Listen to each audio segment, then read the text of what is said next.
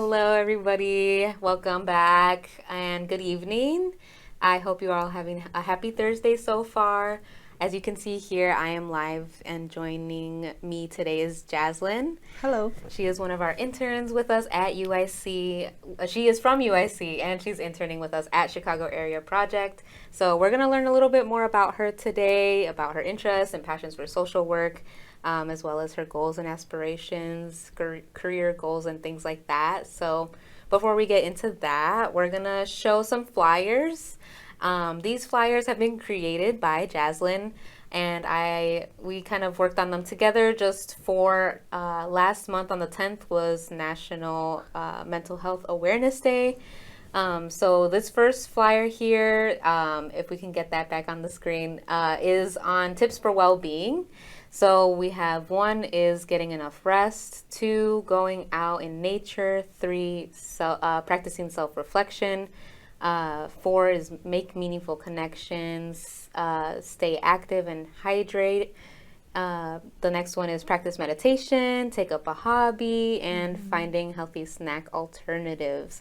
And then we can go on to the next one. So that one is going to be more about specific tips for different aspects in mental well-being as well. So there's going to be some things in there, like that first one is going to be practicing self-care, and it says taking care of yourself fuels positive energy, improves self-confidence, and reduces stress. So we have some examples of that first one under there. So the next one is let your feelings be known. So to maintain your mental health, you can find different outlets to release and express your emotions. Going down underneath that one is practice mindfulness. So this one says that it's important to observe your present environment and how your body and mind feel. So that's kind of a little bit about mindfulness. And then that last one is also very important, which says make sleep a priority. So ensure that you have a sufficient amount of sleep at night is important to your well-being. And then it has some tips down there. But yeah, so as you can see there's a lot of stuff on mental well-being and just the importance of mental wellness, which you can also find those on our social medias, which we'll share a little bit later on today. But just to get into the interview, Jazzlyn, we're going to learn a little bit about you. So first question is, where do you go to school and what are you majoring in? Okay, so as you mentioned, I am at UIC, so I'm a first year grad student in social work. Yeah, I'm just finishing up my semester, so we have 4 weeks left and I'm very excited. Okay. And then what year did you say you're graduating in? 2025. So I'm expected to graduate May 2025. May 2025. Okay. So your program is the 2-year program, right? Yeah. 2-year program. Yeah. Okay. So, tell us a little bit about why you got into social work. What kind of led you to this path? So I always knew like I wanted to work with kids, and then I thought I wanted to be a teacher for a while. I went like the teaching route, and then I don't know, I kind of realized I didn't want to be a teacher. I realized that I like working in small groups. Yes. I've been working in childcare for so long, and then I realized when I did like one-on-ones with my current students, I just like that so much better.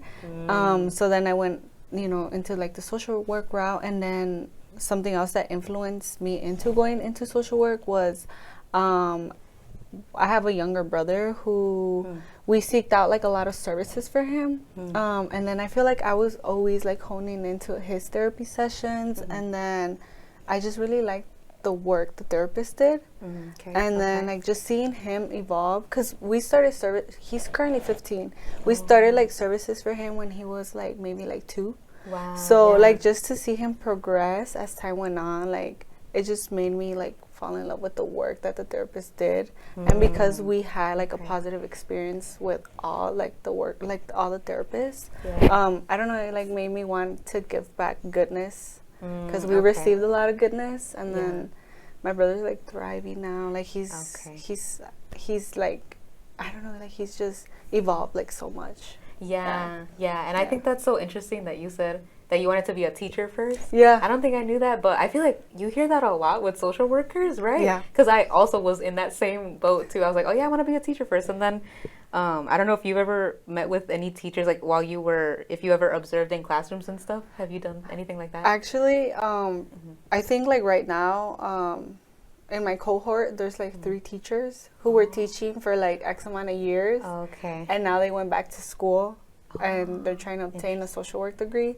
And then they went through that whole process of like being teachers. They taught and then realized that they no longer wanted to be teachers, and they came back to school. I like that. Yeah. I like that. Honestly, it's better, it's good for us too. We found out early, maybe this isn't for us, that we didn't want to go through years of being teachers to find out that we didn't want to be teachers. But it's like kind of in that same realm, I feel like, right? Because you're still working with the students, but like you said, you want to be in a more personal and like a deeper level working with them. Yeah, I just feel like with social workers, like they always like connected us to the right people, to the right resources. And then I just feel like before like the services began for my brother, I feel like we were already like a very united family, but then like social workers came into our life and they like united us even more, because they connected us to like the right people and the right resources that like helped us understand like my brother's diagnosis and stuff like that. So That's really nice too, like, especially because you had such a good experience with like all those social workers in your life too. Like seeing what a great job they were doing with like helping your brother, right? You're like, damn, I wanna do that too. Which I think is really nice. Okay, well, thank you for sharing that. Okay, so the next question we'll get into is, what is a topic that has been most interesting to you that you've learned about since the start of your social work journey? So it could be anything school related or from internship. Okay, so like I've mentioned to you, like I just have like a really big passion, like working with kids. This is why I thought I wanted to be a teacher, and then it just kind of changed. But like I know I still want to work with kids in mostly like a hospital setting or like a clinical setting. But a topic that I have like gained so much interest in lately has been like trauma-informed care. I just feel like it's a topic that isn't really talked about as much. I actually did some research on it and like with like laws and stuff, and I think there was an act or like a bill proposed like back in 2017, but nothing has gone past that. Right. So Okay. And so you said trauma-informed care. So with you, is that something you hope to do too, like in the future, like use in the future? Yeah, I feel like it's a topic of interest. I think it should be a topic of interest for anyone, just because they're like children are such a vulnerable population, and we don't know like just by looking at a child what they may or may not be experiencing at home or at school or anywhere they go. So I just feel like ensuring that places where children go are trauma informed, just to avoid like re-traumatizing children. For example, like I feel like schools and hospitals should be like very trauma informed, because children spend a lot of time at schools, at daycare, preschool, Head Start, doctors' offices. So I just feel like those places where children spend so much time, like there should be trained professionals who work towards providing trauma informed care for children. So, yeah, I think that's really good too, because I feel like people want to put a lot on the teachers, but I feel like there should even be resources at the schools for like more counselors or social workers, right? Because I feel like the teachers are already wearing so many hats. It would be good for them though to just be like trained in it, just to like know about it, know what it means. But like having more resources where kids can openly talk about that stuff too, because like you said, they spend like a lot of their lives at school, and things can even happen at school, like bullying. There was something that happened in the news, what was it, earlier this year, about that 6-year-old that shot his teacher. And all the other peers and kids that were in that classroom that probably saw that, I don't know how much they really talked about with those kids, right? Like, oh, how do we feel about everything that's happened? Who needs help right now, like mental health, like services. But I think that's really important. Okay. Especially because they spend so much time at school. I can argue that children spend more time at school than they do at home. So I just feel like school should be a safe space for children because it's like their second home, you know. And if they don't feel safe, if they don't feel comfortable, and if they feel like they can't trust someone at school, then we need to implement a curriculum that allows children to learn that they can trust people at school, you know. No, I agree with that too. Like you said, it's like a second home, and maybe kids aren't getting the full attention at home that they're getting at school, or things like food, right? Like even kids that go to school because they want to eat something too. And then after school programs and the programs that start even before school starts, so they spend a lot of time at school. So I think it is really important to invest in those schools, in all schools that kind of are lacking those resources. But okay.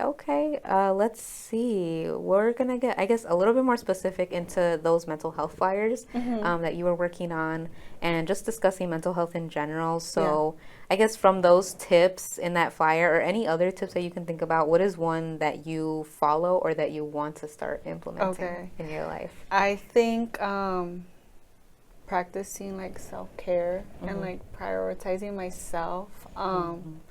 It's something I need to work towards because I can like fully admit that I honestly don't prioritize myself. And I think as social workers, a lot of us kind of worry more for the people we serve and the clients we have.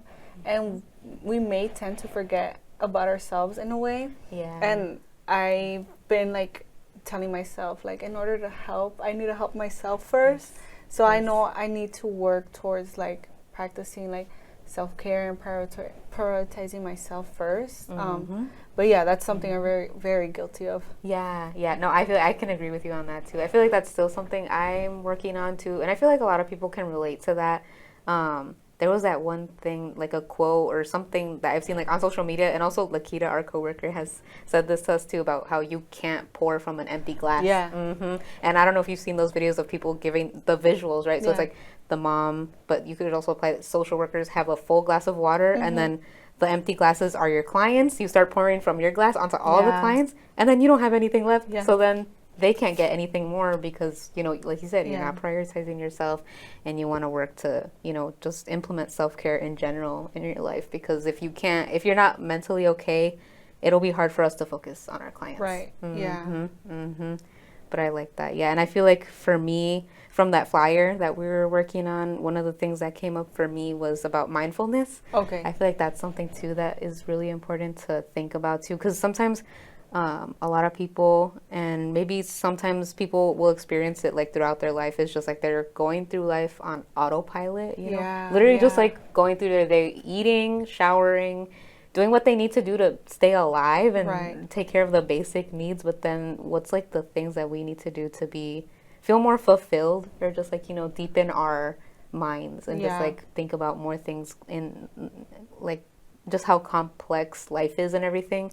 And one of the examples that I had about mindfulness was about mindful eating. And just like thinking about appreciating the food that you're eating, right? Because it's like, oh yeah, we have food. We're just eating because we're hungry. And I know I catch myself doing that too. I'm like, I just want to hurry up and finish eating because I'm tired. Like I just want to lay down.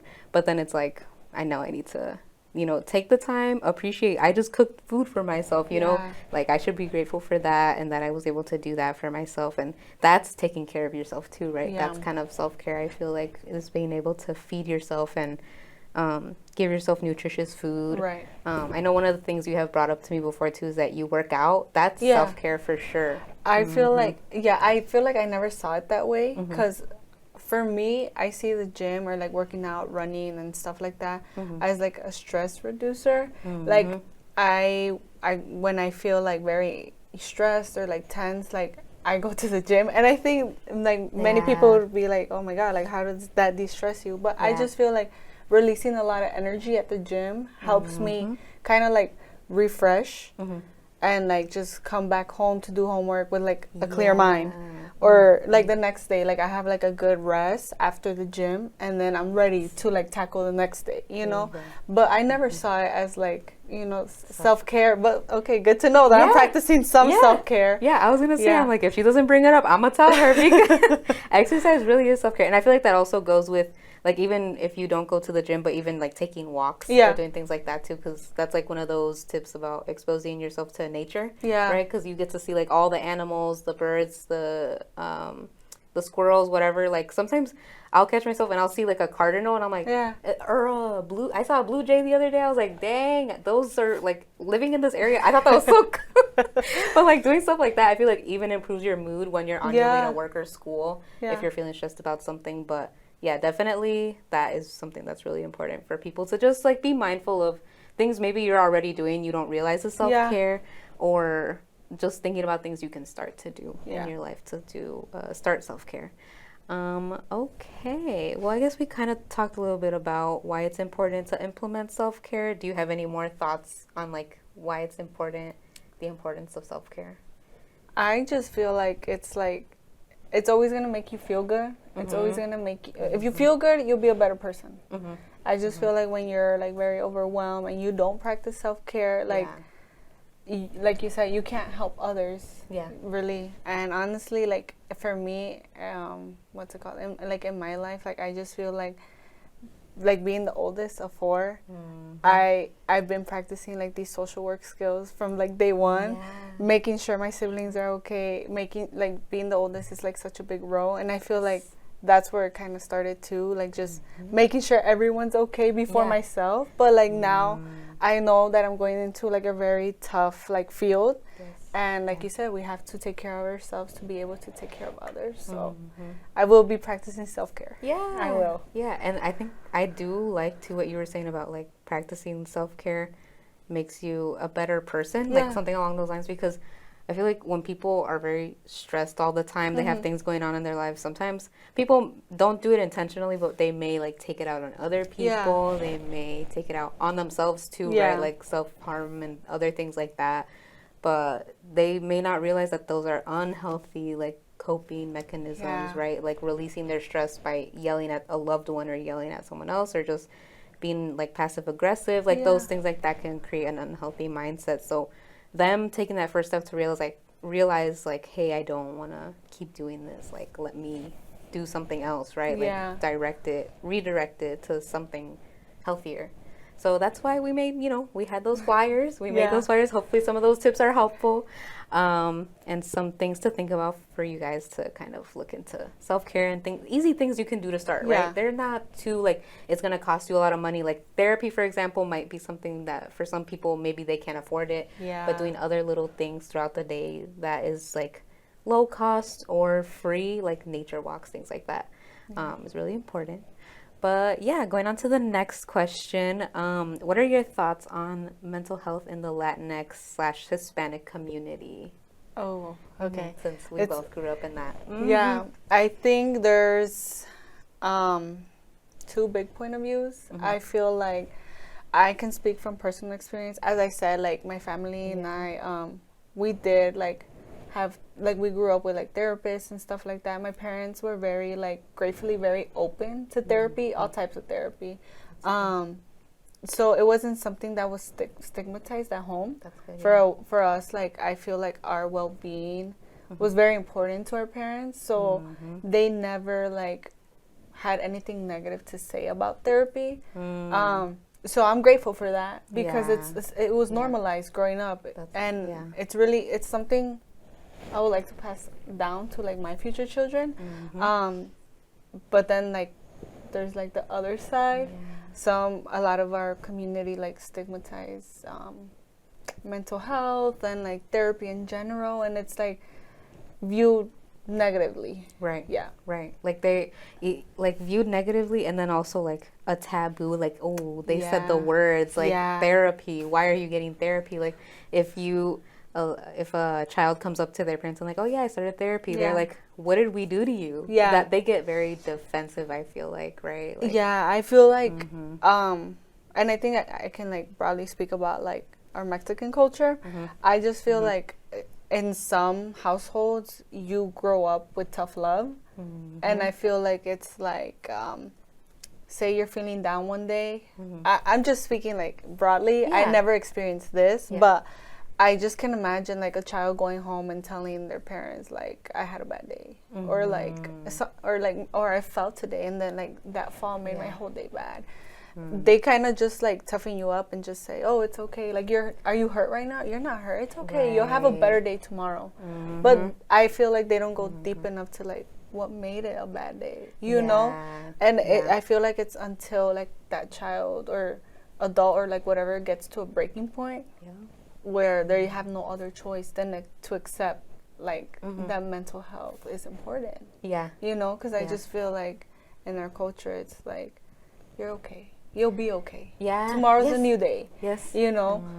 And 100%. I feel like not everyone's fortunate enough to like have therapy and mental health normalized and be conversations that they have with their families and loved ones. So yeah, I just feel fortunate that that was my experience. No, I like that too, and I like that in your family it was, like you said, normalized, and it was acceptable to talk about it and say things like that. And I feel like like mental health never really came up too much in our household either, but you know, in a lot of, I feel like those Hispanic households, it's like you have the dad that goes and provides for the family, right? And sometimes they believe that that's enough. That's all they need to do. They don't need to be there emotionally for their child. They don't need to be there in any other ways other than I'm giving you money and food. And that's good because you're alive, you're surviving, right? And then the second a child will complain, it's like, well, you have a roof over your head. You have food every day. You have a bed to sleep on. Why are you complaining, you know? That's kind of like brushing it off, right? It's like, oh, you have nothing to be sad about. Like you were saying, there's nothing to be sad about. Everything's fine. You get over it, cry it off, sleep it off, and then tomorrow, like you said, it's a new day tomorrow. And I feel like that also is something important to talk about too, because if you teach your child, you know, to hold it in and suck it up, they'll just be holding on to that for a really long time. And it builds up. I just feel like I think in general, like I'm not talking like specifically in like the Latinx community. I just feel like in general, like like every child or most children's emotions and feelings are minimalized. Like I feel like they're like kind of like swept under the rug because they're too young, like they don't understand why they're crying, you know, or like they're just crying because they're a child, they cry, children cry. But I just feel like their feelings and emotions aren't being considered all the time, like they're not taken serious. But I feel like we could honestly do a whole like conversation just on that in the Mexican culture, Hispanic culture, but for lack of time we'll get into I guess the next question. What is one thing that you hope to learn from your internship experience or even from where you're at UIC, something you hope to learn? I think since I've expressed, like, I know I want to work with children and then, like, young children specifically. But I know, like, there's going to be a point in time where I will have to work with maybe, like, a population that I'm not, like, 100% sure of or comfortable with. So I'd like to learn, like, for example, like, Chicago Area Project, they work with adolescents and, like, young adults. And I want to learn, like, skills and strategies on how to, like, kind of like connect with like older populations, because I feel like because I've been in childcare for so long, I've adapted to like young children, you know. I know how to like talk to them and stuff like that. So I want to learn like ways how to. Okay, and just like in general, right? Like you said, like older children, youth, and do you think like you'd ever work with adults, or do you want to stick with the younger kids? Yeah, I think I would like to stick with the younger kids, but with that being said, I know I'm gonna have to work with their families and parents at some point. So learning how to connect with families and like parents, you know, they're adults, so I'm gonna have to learn strategies and methods to like connect with them, you know. No, that's true. So, okay, that's good to know.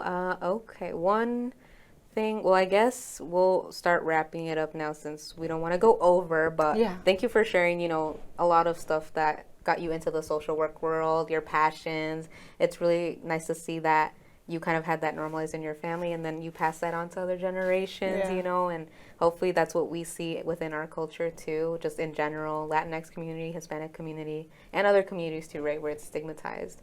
But I just want to take the time to say thank you again, Jazzlyn, for joining us today.